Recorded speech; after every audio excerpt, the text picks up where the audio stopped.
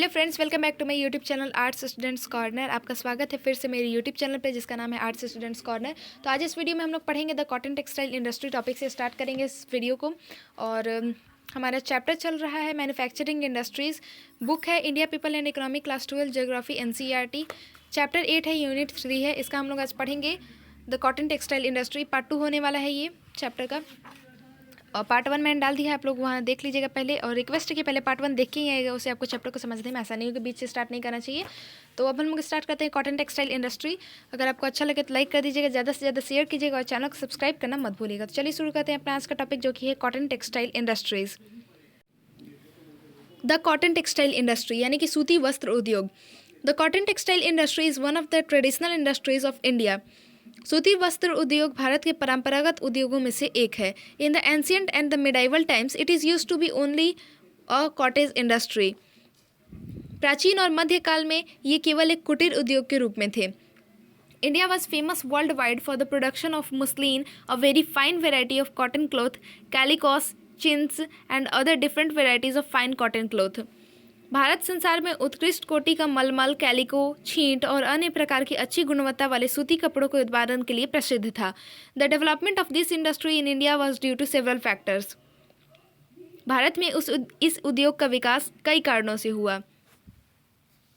1. It is a tropical country and cotton is the most comfortable fabric for a hot and humid climate. 2. Large quantity of cotton was grown in India.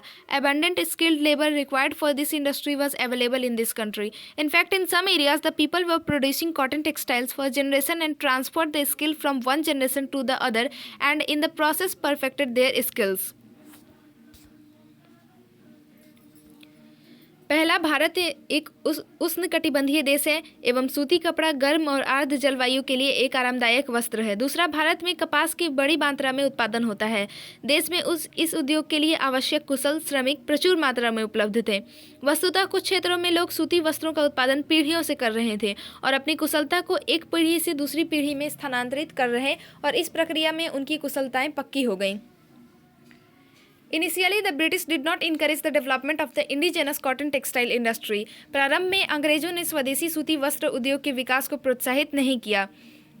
They exported raw cotton to their mills in Manchester and Liverpool and brought back the finished products to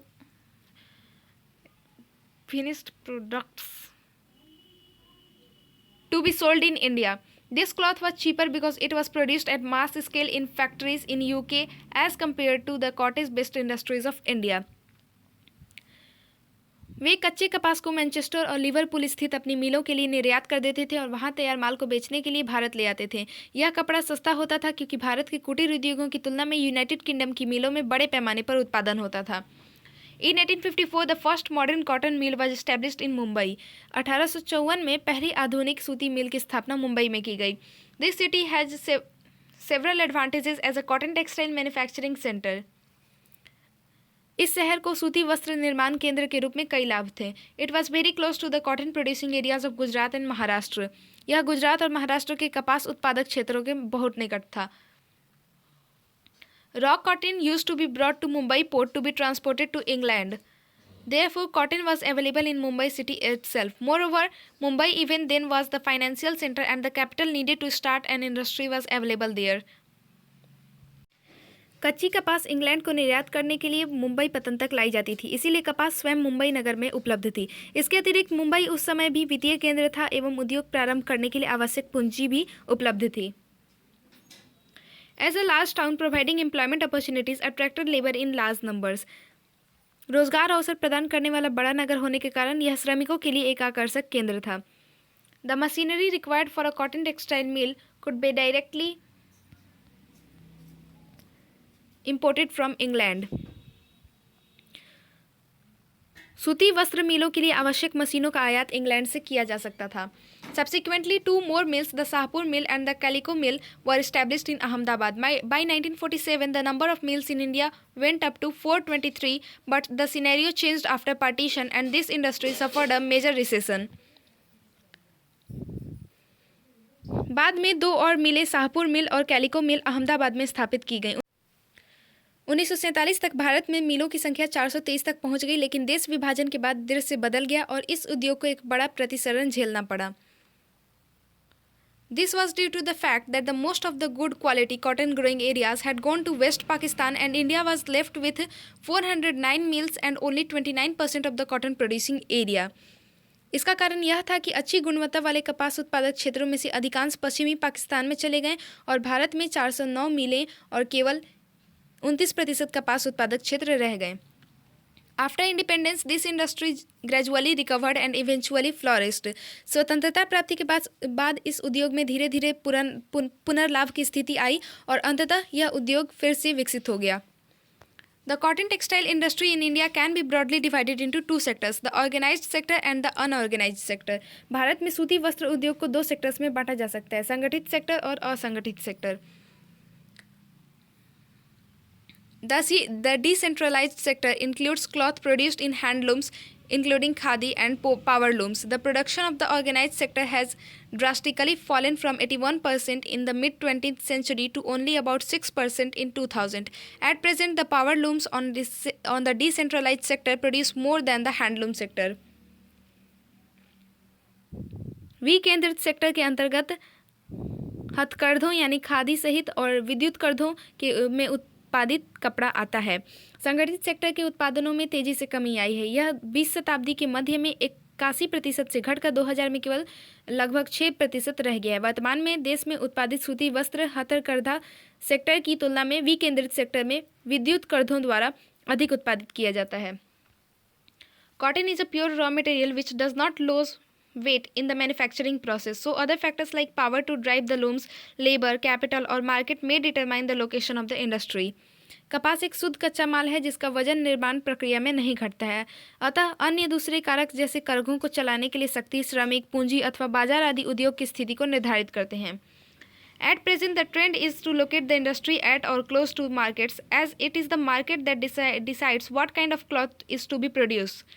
Also, the market for the finished products is extremely variable. Therefore, it becomes important to locate the mills close to the market. वर्तमान में उद्योग को बाजार में या बाजार के निकट स्थापित करने की प्रवृत्ति पाई जाती है और बाजार ही यह निश्चित करता है कि किस प्रकार के कपड़े का उत्पादन होना चाहिए. तैयार माल के बाजार में अत्यधिक भिन्नता मिलती है. अतएव तैयार माल को बेचने के दृष्टिकोण से मिलों को बाजार के निकट स्थापित करना महत्वपूर्ण है. After the mills were set up in Mumbai and Ahmedabad in the second half of the 19th century, the cotton textile industry expanded very rapidly. 19वीं शताब्दी के उत्तरार्ध में मुंबई और अहमदाबाद में पहली मिल की स्थापना के पश्चात सूती वस्त्र उद्योग का तेजी से विस्तार हुआ. The number of units increased dramatically. मिलों की संख्या आकस्मिक रूप से बढ़ गई. The स्वदेशी movement gave a major impetus to the industry as there was a call for boycotting all British made goods in favor of Indian goods. स्वदेशी आंदोलन ने उद्योग को प्रमुख रूप से प्रोत्साहित किया क्योंकि ब्रिटेन के बने सामानों का बहिष्कार कर बदले में भारतीय सामानों का उपयोग में लाने का आह्वान किया गया. After 1921, with the development of the railway network, other cotton textile centers expanded rapidly. 1921 के बाद रेल मार्गों के विकास के साथ ही दूसरे सूती वस्त्र केंद्रों का तेजी से विस्तार हुआ. इन southern India, mills were set up at Coimbatore, Madurai and Bengaluru. दक्षिणी भारत में कोयम्बटूर, मदुरई और बेंगलुरु में मिलों की स्थापना की गई. In central India, Nagpur, Indore, Solapur and Vadodara became cotton textile centres. मध्य भारत में नागपुर, इंदौर के अतिरिक्त सोलापुर और वडोदरा सूती वस्त्र केंद्र बन गए. Cotton textile mills were set up in Kanpur based on local investment. Mills were also set up at Kolkata due to its port facilities. Kanpur में स्थानिक निवेश के आधार पर सूती वस्त्र मिलों की स्थापना की गई. पतन की सुविधा के कारण कोलकाता में भी मिलें स्थापित की गईं. The development of hydroelectricity also favored the location of the cotton textile mills away from the cotton producing areas. जल विद्युत शक्ति के विकास से कपास उत्पादक क्षेत्रों से दूर सूती वस्त्र मिलों की अवस्थिति में भी सहयोग मिला. The rapid development of this industry in Tamil Nadu is the result of abundant availability of hydel power for the mills. Tamil Nadu में इस उद्योग के तेजी से विकास का कारण मिलों के लिए प्रचुर मात्रा में जल विद्युत शक्ति की उपलब्धता है. lower labor cost at centers like Ujjain, Bharuch, Agra, Hathras, Coimbatore, and Tirunelveli also caused industries to be located away from the cotton producing areas. Ujjain, Bharuch, Agra, Hathras, कोइम्बातूर और तिरुनेलवेली आदि केंद्रों में कम श्रम लागत के कारण कपास उत्पादक क्षेत्रों से उनके दूर होते हुए भी उद्योगों की स्थापना की गई. Thus, the cotton textile industry is located in almost every state in India. इस प्रकार भारत के लगभग प्रत्येक राज्य में कॉटन टेक्सटाइल इंडस्ट्री मतलब कि सूती उद्योग वस्त्र है. Where one or more of the locational factors have been favourable, जहां एक या एक से अधिक अनुकूल अवस्थिति कारक विद्यमान थे.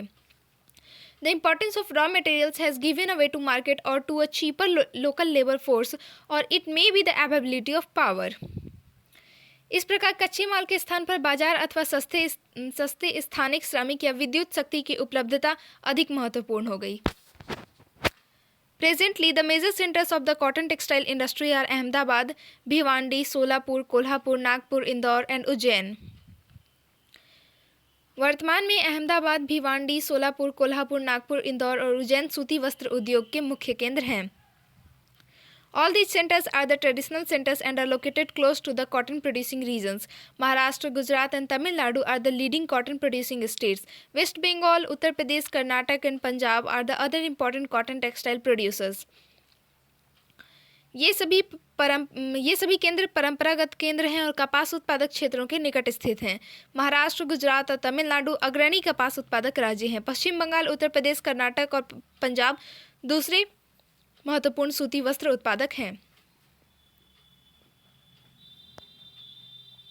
Tamil Nadu has the largest number of mills and most of them produce yarn rather than cloth. Tamil Nadu राज्य में सबसे अधिक मिलें हैं और उनमें से अधिकांश कपड़ा न बनाकर सूत का उत्पादन करती हैं. कोइम्बातूर has emerged as the most important center with nearly half the mills located there. कोइम्बातूर जहां तमिलनाडु की लगभग आधे से अधिक मिलों की अवस्थिति होने के कारण सबसे महत्वपूर्ण केंद्र के रूप में उभरा है. Chennai, Madurai, Tirunelveli, Tuticorin, थांजावुर, Ramanathapuram and Salem are the other important centers. तो चेन्नई, मदुरई, तिरुनेलवेली, तूतीकोरिन, थांजावुर, रामनाथपुरम और सलेम दूसरे महत्वपूर्ण केंद्र हैं.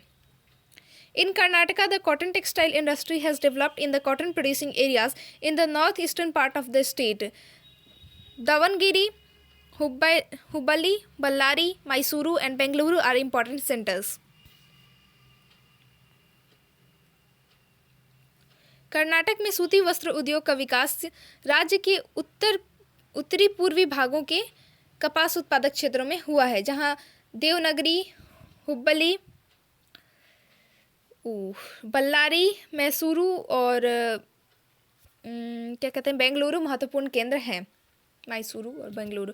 The cotton textile industry is located in the cotton producing Telangana region where most of the mills are spinning mills producing yarn. The important centers are Hyderabad, Secunderabad and Warangal in Telangana and Guntur in Andhra Pradesh. तो सूती वस्त्र उद्योग कपास उत्पादक तेलंगाना प्रदेश में स्थित है. वहाँ अधिकांश कताई मिलें हैं जो सूत का उत्पादन करती हैं. हैदराबाद, सिकंदराबाद और वारंगल महत्वपूर्ण केंद्र हैं. In Uttar Pradesh Kanpur is the largest centre. Some of the important centres are. बढ़ते हैं नेक्स्ट पेज पे जहाँ पे कुछ इंपॉर्टेंट सेंटर्स दिए गए हैं उत्तर प्रदेश के. मोदीनगर, हाथरस, सहारनपुर, आगरा एंड लखनऊ. उत्तर प्रदेश में कानपुर सबसे बड़ा केंद्र है. मोदीनगर, हाथरस, सहारनपुर, आगरा और लखनऊ कुछ अन्य महत्वपूर्ण केंद्र हैं. In West Bengal the cotton mills are located in the Hooghly region. Howrah, Serampore, Kolkata and Shyamnagar are the important centres. Paschim Bangal में सूती मिलें हुगली प्रदेश में स्थित हैं. हावड़ा, श्रीरामपुर, कोलकाता और श्यामनगर महत्वपूर्ण केंद्र हैं. Production of cotton cloth increased almost 5 times since independence. स्वतंत्रता प्राप्ति के पश्चात से सूती कपड़े के उत्पादन में लगभग 5 गुना वृद्धि हुई है. Cotton textile has been facing tough competition from synthetic cloth. What are the other problems of the cotton textile industry in India? सूती कपड़े को सिंथेटिक कपड़ों से प्रतिस्पर्धा का सामना करना पड़ रहा है. भारत में सूती वस्त्र उद्योग की और कौन सी अन्य समस्याएं हैं, आप लोग बताइए. अब हम लोग पढ़ेंगे शुगर इंडस्ट्री यानी कि चीनी उद्योग के बारे में. तो हम लोग इंडस्ट्रीज के बारे में पढ़े इस चैप्टर में, जैसा कि आप लोग को पता है. The sugar industry is the second most important agro based industry in the country. चीनी उद्योग देश का दूसरा सबसे अधिक महत्वपूर्ण कृषि आधारित उद्योग है। India is the largest producer of both sugar cane and cane sugar and contributes about 8% of the total sugar production in the world. भारत विश्व में गन्ना और चीनी दोनों का सबसे बड़ा उत्पादक देश है और यह विश्व में कुल चीनी उत्पादन का लगभग 8% उत्पादन करता है।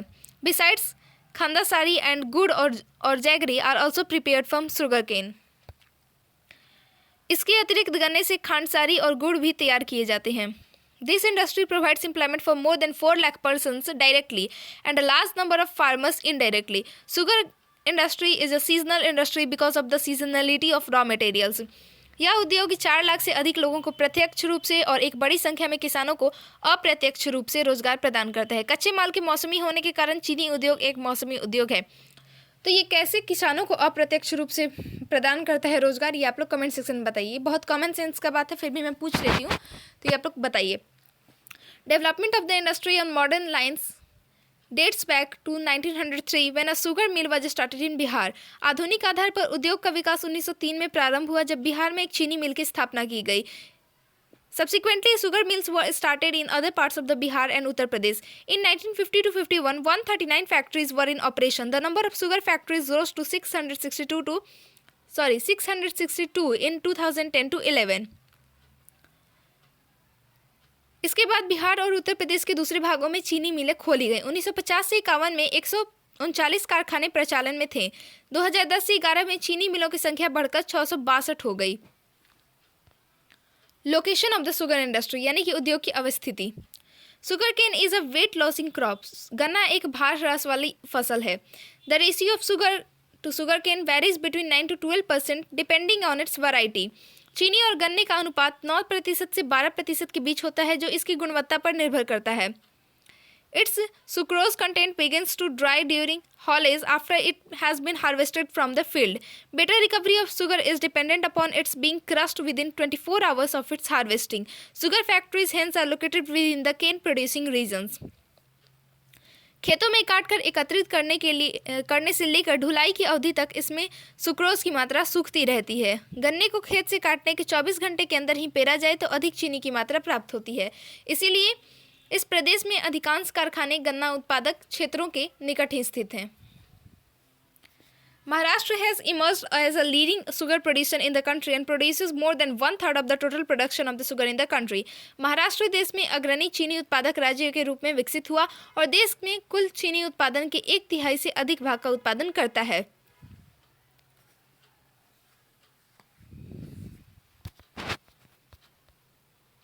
Uttar Pradesh is the second largest producer of sugar. चीनी उत्पादन में उत्तर प्रदेश का द्वितीय स्थान है। The sugar factories are concentrated in 2 belts, the Ganga Yamuna Doab and the Terai region. चीनी उद्योग 2 पेटियों यानी गंगा यमुना दोआब और तराई प्रदेश में केंद्रित है। The major sugar producing centres in the Ganga Yamuna Doab are Saharanpur, Muzaffarnagar, Meerut, Ghaziabad, Baghpat and Bulandshahr districts, while Kheri, Lakhimpur, Basti, Gonda, Gorakhpur, Bahraich are important sugar producing districts in Terai region. Ganga Yamuna Doab में सहारनपुर, मुजफ्फरनगर, मेरठ, गाजियाबाद, बागपत और बुलंदशहर मुख्य चीनी उत्पादक जिले हैं, जबकि तराई प्रदेश में मुख्य चीनी उत्पादक जिले लखीमपुर खीरी, बस्ती, गोंडा, गोरखपुर, बहराइच हैं। In Tamil Nadu sugar factories are located in Coimbatore, Vellore, Tiruvannamalai, yes, Villupuram and Tiruchirappalli districts. Okay तो तमिलनाडु में चीनी मिलें कोयम्बटूर, वेलोर, तिरुवनमलाई, विल्लुपुरम और तिरुचिरापल्ली जिलों में स्थित हैं। वाह, मैंने एक बार में बोल दिया। Villupuram and Tiruchirappalli district, sorry, हाँ ये तो हमने पढ़ लिया। ओहो, Belagavi, Ballari, Mandya, Shivamogga, Vijaypura and Chitradurg districts are the major producers in Karnataka. The industry is distributed in the coastal regions, that is East Godavari, West Godavari, Visakhapatnam districts of Andhra Pradesh and Nizamabad and Medak districts of Telangana. Karnataka में बेलगावी, बेल्लारी, मांड्या, शिवमोगा, विजयपुर और चित्रदुर्ग मुख्य चीनी उत्पादक जिले हैं। यहाँ चीनी उद्योग आंध्र प्रदेश के तटीय जिलों में पूर्वी गोदावरी, पश्चिमी गोदावरी, विशाखापट्टनम और तेलंगाना के निजामाबाद जिले और मेडक जिले में वितरित है। The other states which produce sugar are Bihar, Punjab, Haryana, Madhya Pradesh and Gujarat. Bihar, Punjab, Haryana, Madhya Pradesh और गुजरात अन्य चीनी उत्पादक राज्य हैं। Haryana, Saran, Champaran, Muzaffarnagar, Siwan, Darbhanga and Gaya are the important sugar cane producing districts in Bihar. Bihar में सारण, चंपारण, मुजफ्फरपुर, सिवान, दरभंगा और गया मुख्य गन्ना उत्पादक जिले हैं। The relative significance of Punjab has declined although Gurdaspur, Jalandhar, Sangrur, Patiala and Amritsar are major sugar producers. In Haryana, sugar factories are located in Yamunanagar, Rohtak, Hisar and Faridabad districts. Sugar industry is comparatively new in Gujarat. Sugar mills are located in the cane growing tracts of Surat, Junagadh, Rajkot, Amreli, Valsad and Bhavnagar districts. तो यहाँ पे जगहों का नाम दिया गया है कि बिहार में तो इन जिलों में मतलब प्रमुख है सारण, चंपारण, मुजफ्फरपुर, सिवान, दरभंगा और गया। पंजाब का सापेक्षिक महत्व कम हो गया है, फिर भी गुरदासपुर, जालंधर, संगरूर, पटियाला और अमृतसर अब भी प्रमुख चीनी उत्पादक हैं। हरियाणा में चीनी मिलें यमुनानगर, रोहतक, हिसार और फरीदाबाद जिलों में स्थित हैं। गुजरात में चीनी उद्योग तुलनात्मक रूप से नया है। यहाँ चीनी मिलें सूरत, जूनागढ़, राजकोट, अमरेली, वालसद और भावनगर जिलों में के गन्ना उत्पादक क्षेत्रों में स्थित है। अब हम लोग पढ़ेंगे पेट्रोकेमिकल इंडस्ट्रीज यानी कि पेट्रो रसायन उद्योग।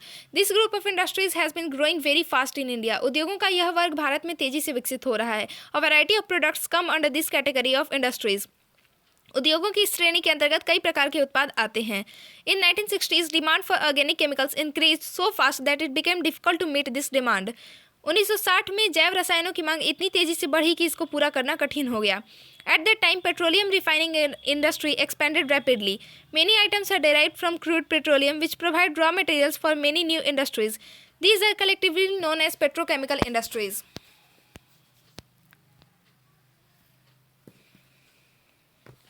उस समय पेट्रोल परिशोधन उद्योग का तेजी से विस्तार हुआ। अपरिष्कृत पेट्रोल से कई प्रकार की वस्तुएं तैयार की जाती हैं जो अनेक नए उद्योगों के लिए कच्चा माल उपलब्ध कराती हैं। इन्हें सामूहिक रूप से पेट्रो रसायन उद्योग के नाम से जाना जाता है। This group of industries is divided into 4 सब groups: polymers, synthetic fibres, elastomers and surfactant intermediate. उद्योगों के इस वर्ग को 4 उपवर्गों में विभाजित किया गया है। पहला है पॉलीमर, दूसरा है कृत्रिम रेसे, तीसरा है इलास्टोमर्स और चौथा है पृष्ठ संक्रियक यानी कि सर्फेक्टेंट इंटरमीडिएट। तो आगे पढ़ते हैं। Mumbai is the hub of the petrochemical industries. Mumbai सेल रसायन उद्योगों का केंद्र है। Cracker units are also located in Auraiya Uttar Pradesh, Jamnagar, Gandhinagar and Hazira Gujarat, Nagothane Ratnagiri Maharashtra, Haldia West Bengal and Visakhapatnam Andhra प्रदेश।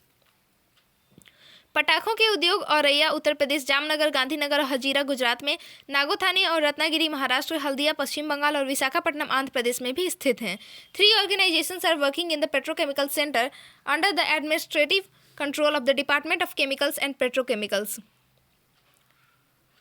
रासायनिक और पेट्रो रासायनिक विभाग के प्रशासनिक नियंत्रण में पेट्रो रसायन सेक्टर के अंतर्गत 3 संस्थाएं काम कर रही हैं।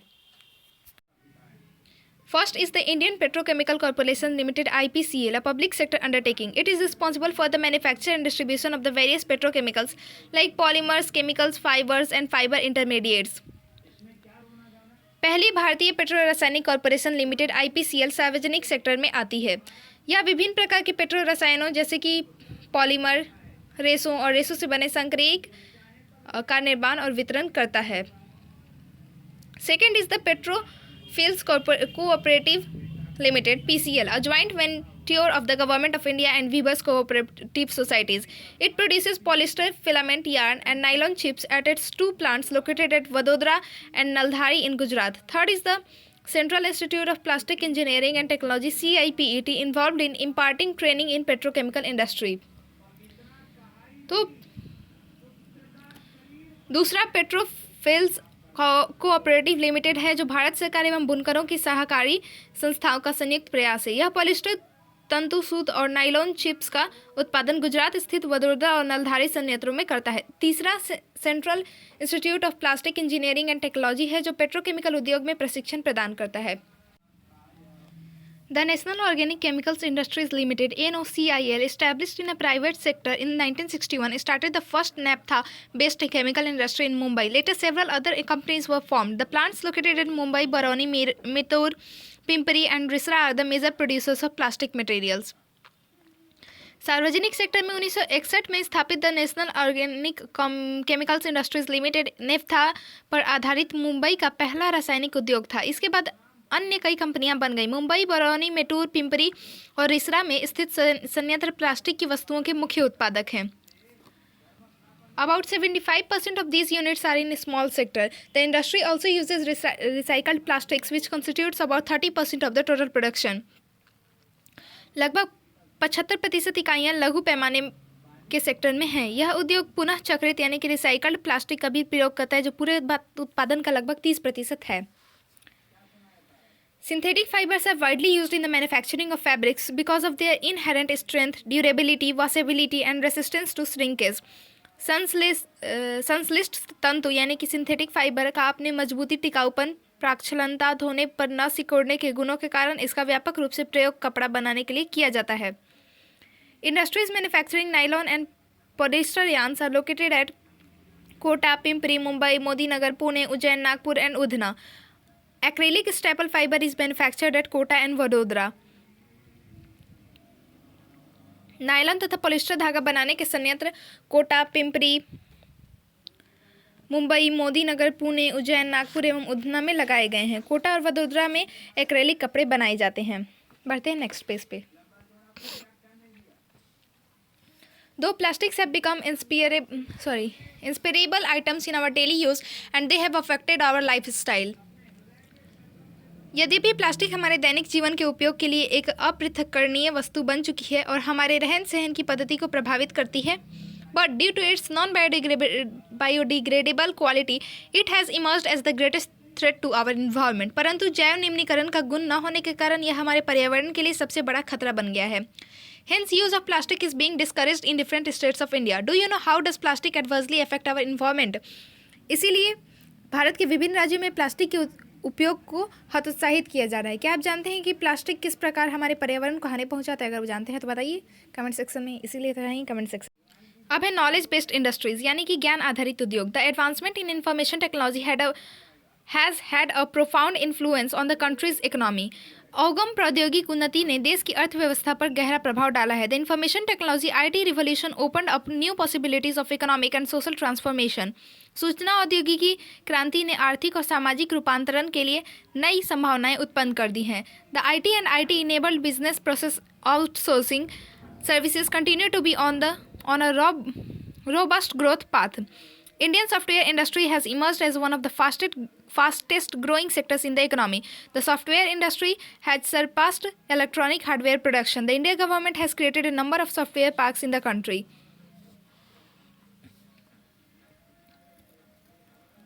भारतीय सॉफ्टवेयर उद्योग यहाँ की अर्थव्यवस्था में सबसे तेजी से विकसित हुए सेक्टरों में से एक है। सॉफ्टवेयर उद्योग इलेक्ट्रॉनिक हार्डवेयर उत्पादन से आगे बढ़ गया। भारत सरकार ने देश में अनेक सॉफ्टवेयर पार्क्स बनाए हैं।